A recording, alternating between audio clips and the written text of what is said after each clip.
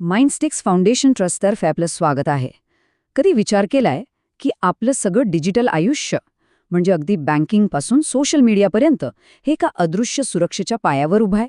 खरं तर आपण सगळ्यांनी मिळून एक प्रकारचा डिजिटल किल्लाच बांधलाय. तर आज आपण याच किल्ल्याची रचना काय आहे, त्याला नेमके धोके कुठले आहेत आणि त्याचं संरक्षण कसं करायचं हे अगदी सोप्या शब्दात समजून घेणार आहोत. चला मग सुरू करूया. तर आपण आज काय काय पाहणार आहोत? सगळ्यात आधी संरक्षणाचे मुख्य स्तंभ कोणते ते समजून घेऊ. मग सायबर हल्ल्यांचे प्रकार आणि धोके ओळखू. त्यानंतर यापासून वाचण्यासाठी डिजिटल संरक्षण कसं करायचं ते बघू. आणि शेवटी या डिजिटल जगातले कायदे काय सांगतात यावर एक नजर टाकू. चला तर मग आपल्या पहिल्या भागाकडे वळूया. कोणताही किल्ला बांधायचा असेल तर त्याचा पाया मजबूत हवा, नाही का? सायबर सुरक्षेचंही अगदी तसंच आहे. आधी हे तर समजून घेऊया की आपण नेमकं काय वाचवण्याचा प्रयत्न करतोय. तर सायबर सुरक्षेचा सगळा पाया या 3 शब्दांभोवती फिरतो. CI triad. आता CI म्हटल्यावर अमेरिकेची एजन्सी डोळ्यासमोर आणू नका हं. याचा त्याच्याशी काहीही संबंध नाही. ही आहेत 3 मूलभूत तत्व. कॉन्फिडेन्शियालिटी म्हणजे गोपनीयता, इंटेग्रिटी म्हणजे अखंडता आणि अवेलेबिलिटी म्हणजे उपलब्धता. गंमत म्हणजे कोणताही सायबर हल्ला या 3 पैकी कुठल्या तरी एका तत्वालाच धक्का लावतो. यातलं पहिलं आणि सगळ्यात महत्त्वाचं तत्व आहे गोपनीयता म्हणजेच कॉन्फिडेन्शियालिटी. म्हणजे काय? तर आपली माहिती फक्त त्याच व्यक्तीपर्यंत पोचली पाहिजे ज्याच्यासाठी ती आहे.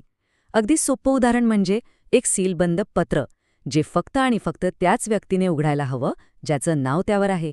आपले पासवर्ड्स, बँकेची माहिती हे सगळं ह्याच तत्वामुळे सुरक्षित राहतं. आता दुसरं तत्व आहे अखंडता किंवा इंटिग्रिटी. बघा, ते सीलबंद पत्र फक्त योग्य व्यक्तीपर्यंत पोचणं महत्त्वाचं नाहीये, तर त्या पत्रातला मजकूर जसाच्या तसा म्हणजे त्यात काही बदल न होता पोचायला हवा. आपल्या डेटामध्ये कोणीही काही फेरफार केलेला नाही याची खात्री देणं म्हणजे अखंडता. आणि तिसरं तितकंच महत्त्वाचं तत्व आहे उपलब्धता म्हणजेच अवेलेबिलिटी.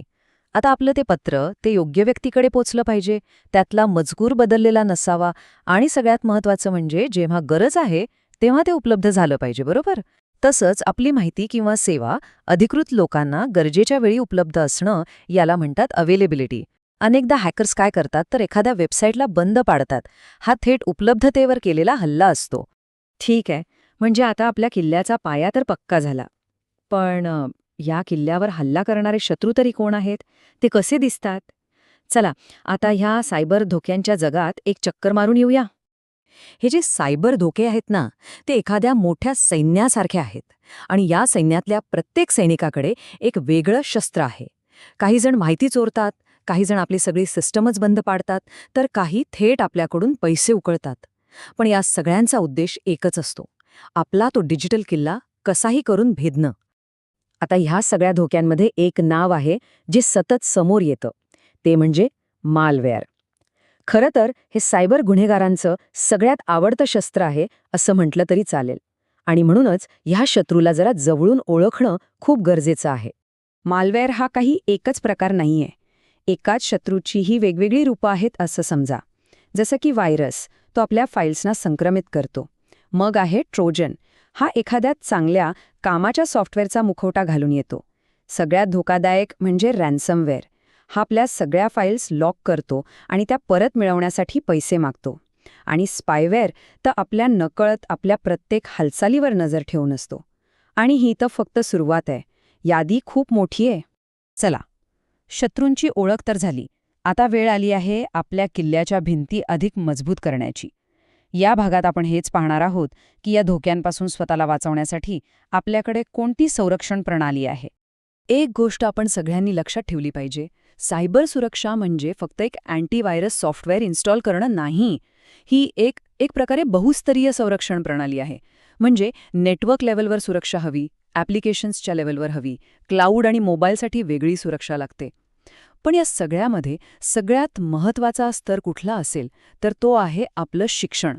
कारण जगातली कोणतीही भारीतली भारी सुरक्षा प्रणाली आपल्या एका चुकीच्या क्लिकमुळे भेदली जाऊ शकते. तर आता आपल्याकडे संरक्षणाचे उपाय आहेत आणि धोके कोणते आहेत याचीही माहिती आहे. पण या डिजिटल जगाचे काही नियम आहेत का, ते कोण ठरवतं?